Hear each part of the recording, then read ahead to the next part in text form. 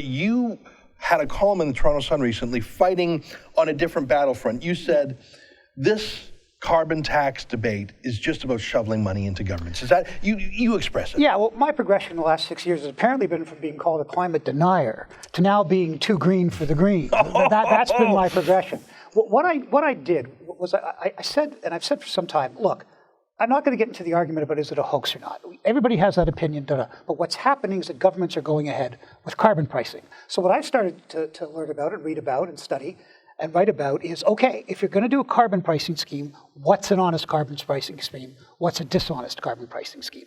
And in my point of view, the only carbon pricing scheme that's honest, supported by the Green Party of Canada, the Ontario Green Party, James Hansen, our old friend, the father from NASA, the flyer, is that whatever taxes you raise as carbon taxes, which are essentially sales taxes, they're taxes on consumption, because the more we consume, the more greenhouse gas energy it takes to make the things we consume. So the more you tax consumption, to me, I say, okay, that's fine. You're trying to discourage people getting to go into lower carbon intensive products, but you've got to give all that money back to them in income tax cuts. In other words, it's not going to be a stick. It's not going to be, we'll make you poorer so you can't buy as much, so greenhouse gas emissions will go down. It's, we're going to give you all that money back in income tax cuts. We're going to use the tax system to discourage things we don't want, which is excessive consumption, you know, the kind of lives that Al Gore and David Suzuki live every day. We don't want excessive consumption, right?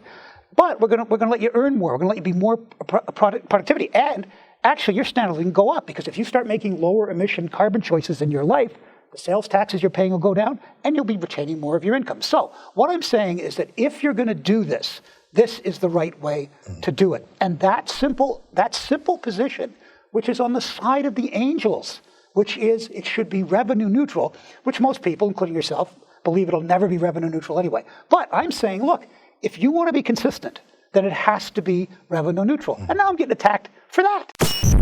Thanks for watching. Click here to never miss a Rebel update. Want even more of the Rebel? Well, click here to become a premium member.